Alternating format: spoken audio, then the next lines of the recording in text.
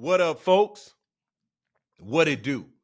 Welcome to another episode of the Best Advice Ever Podcast with your boy, the bowtie comedian, Mike Goodwin.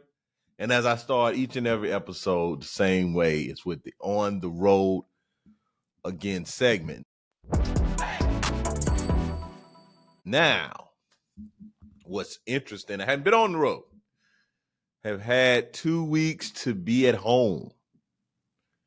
And it's going by so fast. I think I mentioned this before. In times past, I would have looked these 2 weeks like, oh my goodness, gonna get so much done. I don't think I did that.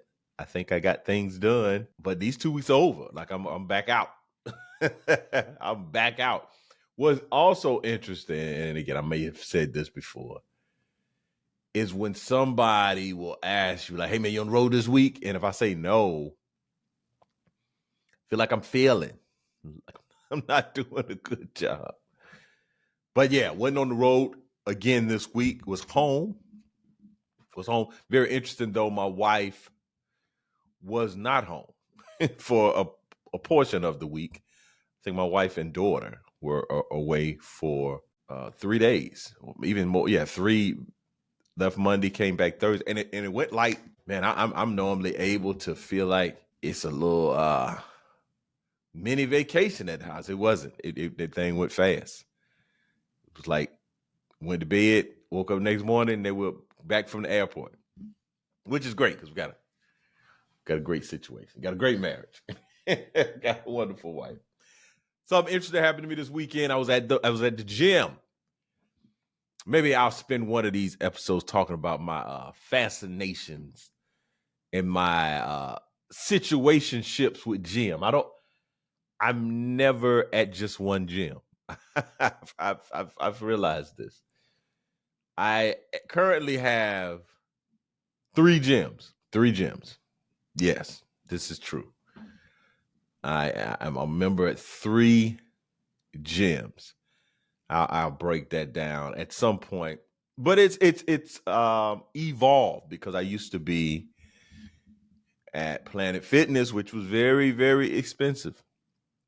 But then I always had like a little side gym. But I hate to use that terminology, but you know what I'm saying. I have my main gym and my side gym. My side gym is basically when I was at a Planet Fitness, not a Planet Fitness. I'm at Planet Fitness. That's one of my gyms now. But when I was at On Theory or Iron Sharpens Iron, these type of boutique type shops, there was even one out in out on the suburbs of Columbia, a place by the name of Chapin. Without even going there, a lot of times those are signature workouts. These folks have designed the workout as group workout. And so I would have like my standard box gym that I would be able to go and do my own thing or just lift free weights, which I enjoy doing. But I enjoy doing the group thing, but I enjoy doing the free weights. So I'll break down why I'm a member of all these different gyms. But it makes sense. But I was in my gym this weekend and woman comes up. I'm having a conversation with one of the guys in the gym. He has I know him from the gym. I don't think I've had a conversation with him outside gyms. One of those guys where I think I spent maybe 20 minutes in the parking lot one day with him and someone else. I think he has a biblical name. I think his name is like Ezra or Nehemiah. I know that's not his name, but his name is something like that. So we're having a conversation because he knows some of the same people that he's a musician. And we just lost a musician in our church. So I was asking him, did he know this young woman? And as we were having our conversation, a woman approaches us, and I could tell when somebody like they recognize you. But I'm looking at this woman, I'm like, well, maybe we used to work out at Orange Theory together. I'm thinking about all my other gyms. We're in the gym. Possibly she's seen me We were in another gym. I don't remember. Had a number of gyms in my life. And this woman says, "Hey, are you Mike Goodwin?" And I'm like, yeah. What's going on? And her and her husband had gone to Cornelius at the beginning, the start of the Big Dad Energy Tour. And it was pretty cool. I took a picture with her. She was like, "I'm going to text my husband. We love your stuff," all that. Great interaction. But what was a little bit like, come on, man, was the guy I was having a conversation with. He was kind of putting a little bit more sauce on it. It was just like, "Hey, bro, let's let it ride." But he kind of like, "Oh, look, okay, I see you. I see what you're doing there, big dog." You know, it was just a little. It didn't go too far, but it was just like, "Hey, man, I get it, bro. I get it." So it was just one of those moments that you're like, can we fast forward this situation? Because she was cool. Like, we did our, "Yeah, I love your stuff. Appreciate you." But then man was kind of still like, "Hey, yeah, that celebrity growing. I see it. I see what you're doing out here." Appreciate it, my man. Also, shout out to TSP Columbia, my buddy, my guy, Lamar Tyler, who is the founder, owner, CEO of Traffic Sales and Profit. Did a drop in, did a training in Columbia. We've been a part of that community for a number of years. Great turnout, man. It was great for me to go. I was a little bit of a heckler. I didn't mean to. Lamar was telling a story that I had known. I've heard the story. And he cut out the first part of the story. And I was like, "Hey, man, tell the first part of the story." And Lamar was like, "Hey, Mike, I don't come to your comedy show and tell you what jokes to tell." Touche, Lamar. Touche. Well, shout out to Lamar Tyler. Roundabout. I don't even know where that came from. Also, very weird. I was driving home in my neighborhood, and there was a dog in the road, and I'm kind of slowing down to, not to hit the dog. But then there's a guy that's walking, like a homeless looking dude. I don't know if he's homeless. He looked homeless. He looked like he could have been without home. He definitely was without car. And there was a couple of vehicles kind of maneuvering around this dog. And as I'm slowing down, the homeless looking guy was like, "Hit the dog." And I just was like, "Dude, I might hit you. Like, I'm not hitting the dog."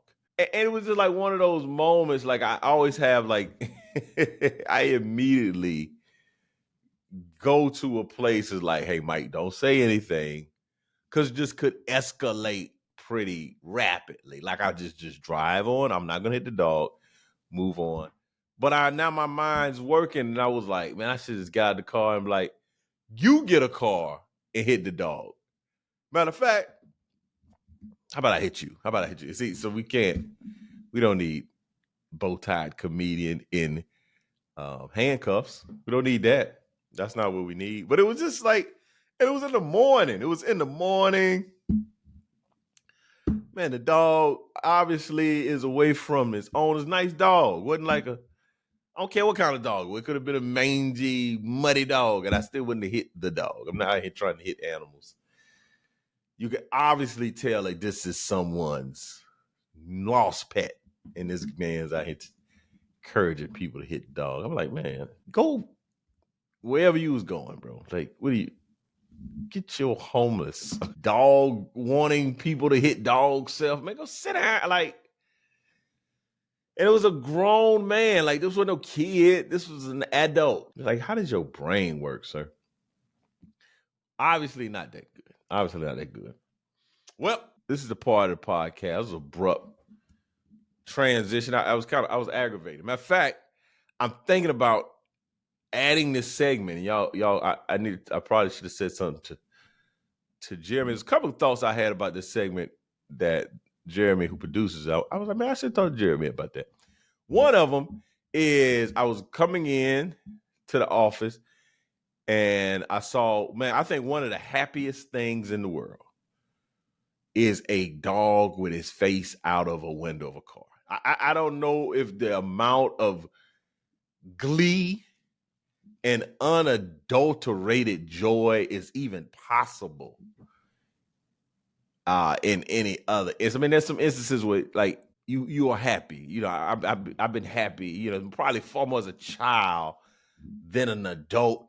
I have my happy moments, but when I see a dog, it doesn't matter what day it is. If you see a dog in a car with his head out the window, he or she, I don't know the gender of these dogs, but they're having the time of their life. So I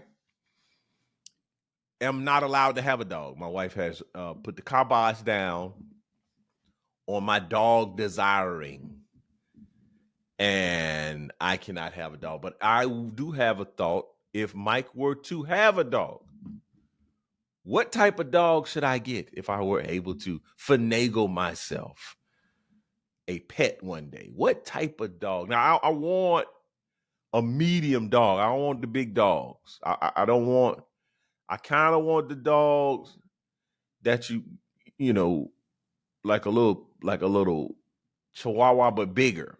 I'm thinking I say beagle a lot because one of my first supervisors, they had a beagle. I'm a big Snoopy guy, so I initially think beagle, but I like that terrier, like little small, manageable dog. So that would be something I would love to get some feedback from y'all. What type of dog? If I were to get a dog, what type of dog should I get? But I know what I am going to get. I'm going to get this next segment, the segment we've all been waiting for. This is the segment in which the podcast is named after. And that's the best advice ever. Now, this is an advice that typically I'll say something and you can go and like execute it and go do it. With this advice is more philosophical. It's more something to meditate and ponder upon. I want you to put this in your brain and just roll it around as you transition through your day. Just, you know, put it, if you're one of these people that like quotes and you have quotes up in your office. When I worked at the school, I had quotes all over my office. That was one of the things. I love quotes. Well, that's today's best advice. Today's best advice is simply a calm sea does not produce a good sailor. Again, a calm sea does not produce a good sailor. I would suspect that many of us, especially those of you that listen to this podcast, because I think y'all are like folks that are go-getters. You know, you're trying to get it done. Professional development. You're trying to grow. You're trying to be a better version of yourself today than you were yesterday. That's kind of person I am. But what happens sometimes, you think it's going to be smooth sailing, easy breezy. You think that you're just going to be able to show up, knock it out, and move on to the next thing. And that's not how it goes.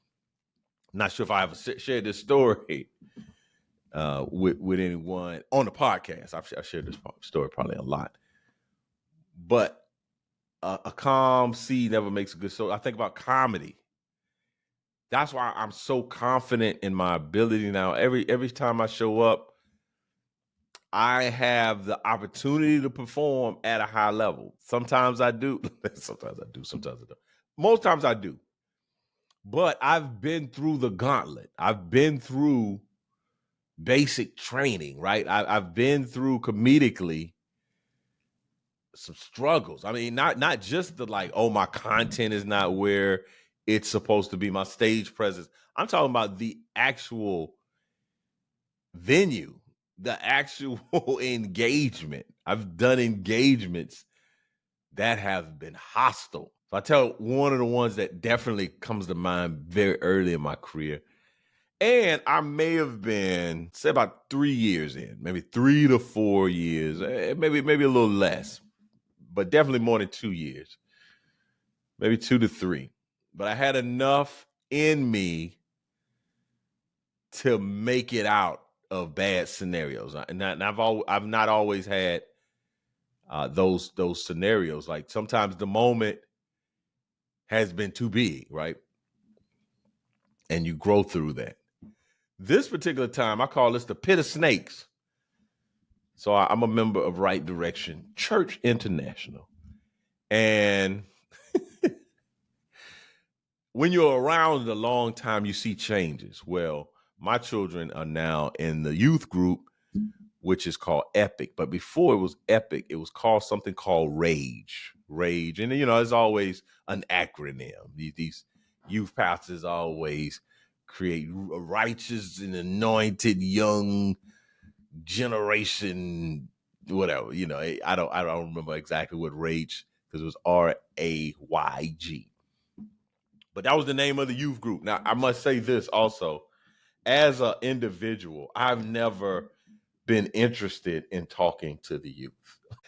I've never been my biggest component to working with the youth was working at a college. That was when I figured out in college, that was an epiphany for me. When I was in college, coming to college, I had the desires to get into exercise physiology, exercise science. That was my major. Ended up changing my major to political science.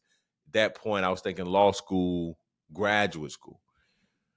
But about my senior year, so in my senior year, I looked around at my college experience, and I've done it. I did everything. And I ended up talking to our dean of students about, hey man, how do I get your job? And so that's what led me to student affairs. I have a master's in higher ed administration. But that, when I was, when I first gave my life to the Lord, people want to always get in front of the youth. I didn't want to get in front of the youth. I think I did something with the youth at our first church for a limited amount of time.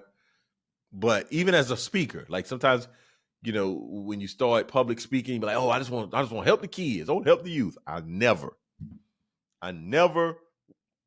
was to help the youth guy. Now I'm really interested in college age kids like that. Those are folks that are taking a step into adulthood.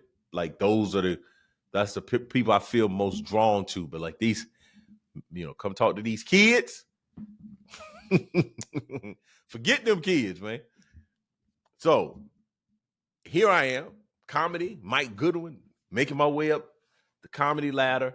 I get approached by one of the youth workers. I will refuse to say this gentleman's name, but we laugh about this all the time.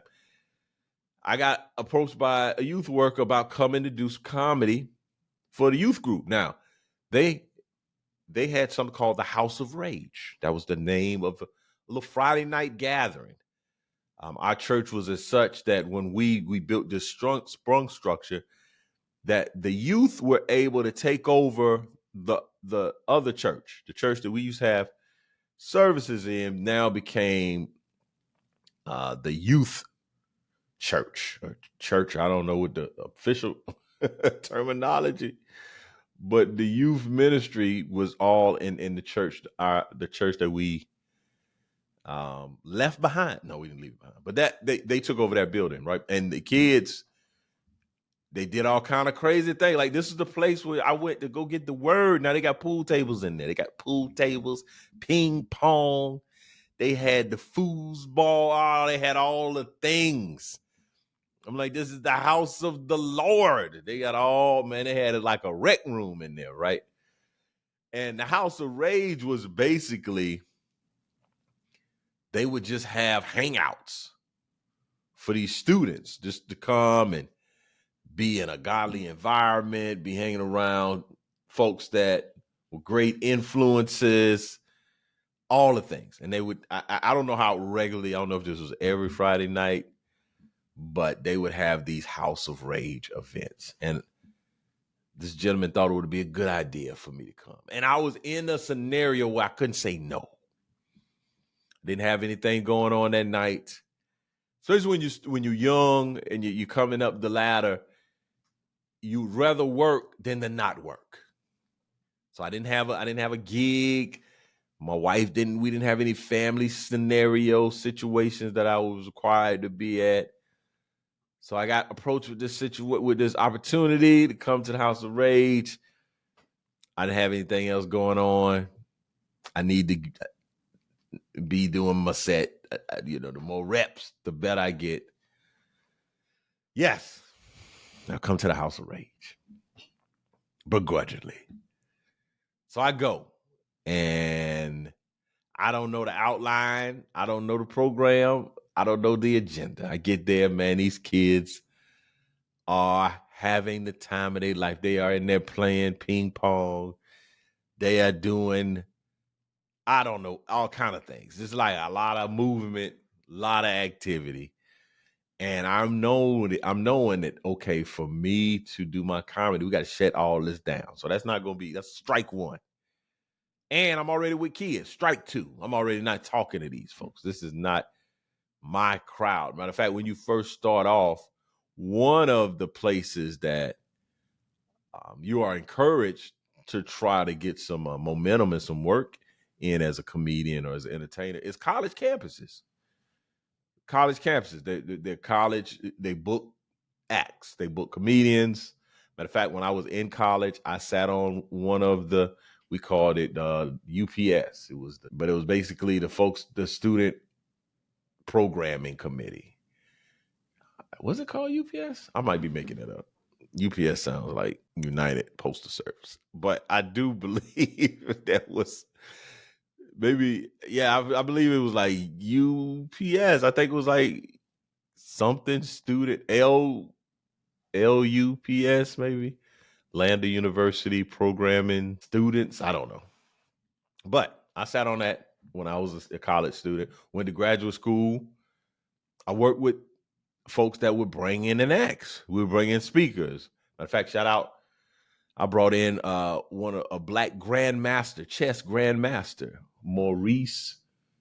What's Maurice's last name? I just was on his Facebook page the other day. Maurice Walker, I believe that his name is. But this was probably 11 years ago because I was heavy. I was heavy in the chess. And I worked in the African American. Maurice Ashley.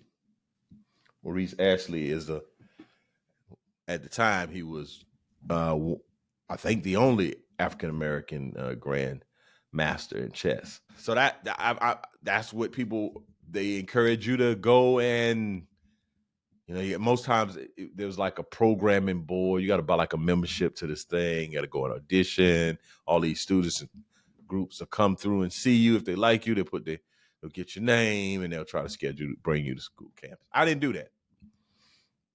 I've probably done colleges, maybe 5. I know I bombed at Francis Marion one time. I think I did Columbia College a couple of times because I did a parents' weekend and I did like a standalone, like maybe like it was the Baptist Student Union. I did Furman. I did a virtual gig with Furman. I don't have a lot of, and not a lot of colleges, but that's one of the things.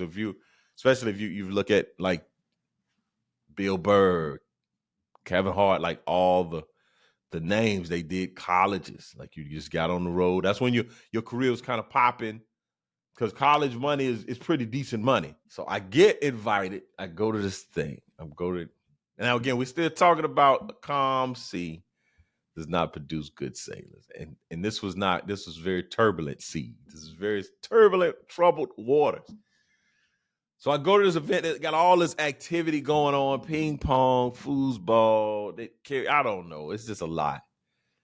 And I would suspect it might have been 40 students in there. And these are high school age kids from the local area, from my church. You have like your church students, but then you outreach. So you finally get the, hey man, you ready? We'll probably do something in about 5 minutes. Yeah, man, whenever y'all ready. So they finagle all these kids together, round up all these students, and they not happy because they shutting down whatever they doing to hear this comedian. We got some comedy. Got a comedian coming to do some jokes. I just got thrown in the pit of snakes. So they quiet everybody down, get them all seated, and I might do your thing. I can't even tell you the first couple of jokes I told, but they were not hitting. If I was a pitcher, I was throwing balls and not strikes. The count I might have walked the first batter, right? So I'm up there and I'm throwing the ball all over the place, but not in the strike zone. And so finally, a student in the back does this like patronizing laugh. You so funny. That wasn't a compliment. He wasn't telling me that I was funny. So now we have a danger, the escalation, the danger threat level has gone from yellow to orange. And it's escalating bad. And so now he has the attention of the audience, and they are just he kind of snickering and like, tell us another joke. He says something like that. So now the threat level is going from orange to red. We're in dire straits. So now I'm like, holy smokes, what am I to do? And basically I engaged the young man. I'm like, hey man, since you got so much funny commentary, why don't you come up here and do it yourself? Tell us some of your jokes, right? So that gave me a little bit of time, because I think we did have kind of like a small back and forth where I was able to like gather myself, because it wasn't going well, and the room was about to change. It was about to shift. So I don't know if he came up, because this is where the details get a little bit foggy. And so he said a couple of things. No, I think I was savvy enough at this time. I think I went back to him. And I didn't give him the mic, but I put the mic to where he could hit. Because if you gave somebody the mic, game's over. I at least knew that. So I went back and said, oh, you got all this commentary, why don't you share with us some funny stuff? Whatever I said. I said something.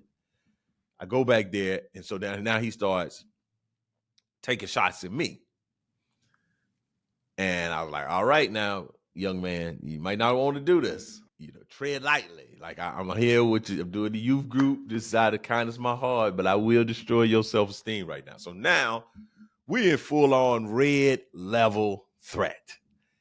Sirens are blazing. Yah, yah, yah. The plane is going down, right? And he says the magic word. Because again, we got this little bit of banter, and I'm getting a little bit of breathing room, but it's not giving me all that I need to get out of there, right? Because I think he said he cracked the joke on me. I cracked the joke on him. But I'm keeping it light. I ain't trying to throw no knockout punches. It's a kid. I'm trying to keep my wits about me. And also, I don't want to get an email from Pastor. Like, hey, man, why you went over there and talked about that kid like that? So he said something, I said something. But then he made a blunder. This man went to your mama joke. And when he said whatever he said, it was not good. It was very lame. I proceeded to unleash like fury and hell fire, brimstone. And it was like boom, boom, boom, boom, to where he was like, man, go ahead, man. You got me. It was like a concession. And I said, thank y'all for your time and your attention. Good night. I might have been on that stage a total of 7 to 10 minutes. Like, let's say we've agreed that I was doing 20. I couldn't get out of there faster. And I have example like that goes on. Like those moments, those scenarios produce situations that just made me a better comic, made me sharpen my craft. And I would encourage you to not deny or not to hide or shrink away from conflict or difficult scenarios, because on the other side of it, it will make you stronger. And the greatest example I have of this is when I was in America's Got Talent. Like, I think my whole career led me to that moment, because that was a moment in which I could have like gotten swallowed up. I said it earlier, sometimes the moment is too big for you. And when I first walked out there, I remember walking out and like up until like the morning that I was going to tape, it all kind of felt regular. It didn't feel like, oh, I'm out here, I'm about to do something really, really, really big. That morning that I taped, when you did like a dry run and you had to walk out to the star, that's when it got real. I was like, yo, it's real out here. So, but because I had been through all turbulent waters, I've been through difficult, challenging scenarios. I didn't go through calm waters. I went through very troubled waters, and on the other side of troubled waters, you become skilled, and then that's what happened for me. So I encourage you to think about that the saying that a calm sea does not produce good sailors, and that is the best advice of the day. Shout out to everybody. Again, this podcast, man. I be trying to keep the time, but man, I be tarrying. Tarrying. People be like, man, I really enjoyed it. I hope so, because I try. Before I get out of here, I'm gonna share for the mind of Mike. The NBA playoffs. I'm a huge NBA fan. I like the NBA. I like basketball. I'm a basketball fan. I'm a basketball fan, probably more than the NBA, but I love the WNBA. I love college. I love NBA. I like ball. I like watching ball. And it's been a great playoffs. Enjoyed it. But I was thinking about this the other day. It's gotta suck, man, to be in those post-game pressers, right? And your team is just lost, and you gotta listen to the other team celebrate while they ask you, so coach, what happened in the third quarter? And they over there like, yeah, that's what I'm talking about, big dog. Send them suckers home. Man, that's got to be so depressing to be sitting there at the mic. Well, our adjustments just didn't adjust. We just didn't. Next man up. They say the same stuff. You listen to these press conferences, people say the same stuff. Next man up, and we had to rely on our experience and play Timberwolves basketball. We were playing Wolves ball, and too many turnovers, unforced turnovers, and I have to go back and look at the tape.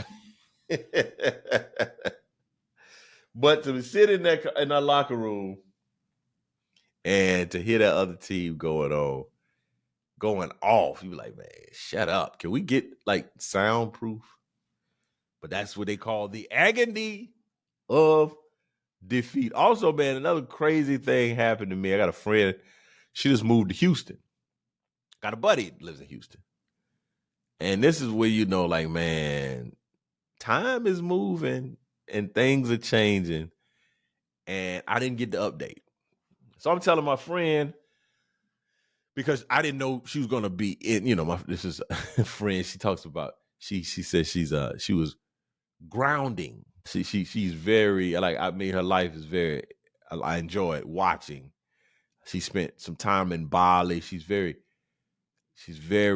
uninhibited. Like she just, hey man, it's time for me to go. She out of here, buddy. So she was in Bali. She moved to LA. Was in LA a couple of months. Was in Bali for maybe a year and a half. She came back to the States, and she was saying like, "Oh, I'm grounding in Memphis." She's supposed to be in Memphis. Then she was like, "Oh, I'm going to Houston." Then she was like, "Oh, I'm getting a lease." I'm like, "That sounds like planting. That doesn't sound like grounding. Like you sound like you putting down some roots." So I'm like, "Yo, my buddy is in Houston.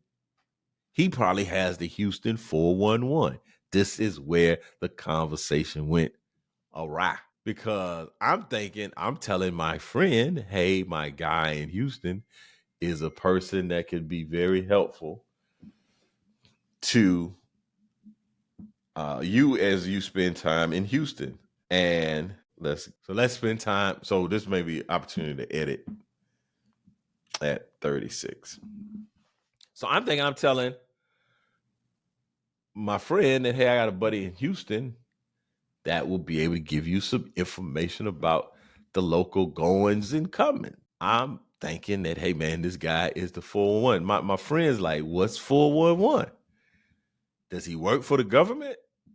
Does 411 still exist? Is Google taking over 411? Like, we had this whole, so she left like a voice memo, like, how's that work? Do I dial 411? And this person, she's not that much younger than me. It's not like she's tremendously like in her 20s. This is a 40-year-old woman.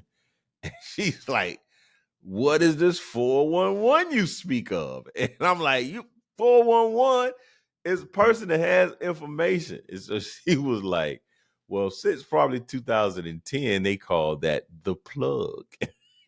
I'm like, yo, it's 411, man. Mary J. Blige has an album. Her first album was What's the 411? You know, Mary J. Blige making albums since 1992. Sheesh. But yeah, man, what you're not gonna do is try to change my lingo. Like 411 is the 411. Come on, man. Don't try to make me say plug. Yo, my dude is the plug. I don't even like that. That don't even sound right coming out my mouth. You know he the plug. No, man, he the 411. Got the information. Whatever you need, hit him up. 411. They've changed 411 to plug, apparently. So I need to update my vernacular. Man, thank y'all so much for tuning in to another episode of the Best Advice Ever podcast. Feel free to send me a message, any messages if you're enjoying the show. Thank y'all for leaving a message on the Facebook page, not Facebook page, on the YouTube. Appreciate that. Thank you. Thank you so much. But you can email me at info@comedianmikegoodwin.com. That's info@comedianmikegoodwin.com. So I'll see you next week. Same bat channel, same bat time. Could have been anywhere in the world, but you're here with me, and I appreciate it. Peace.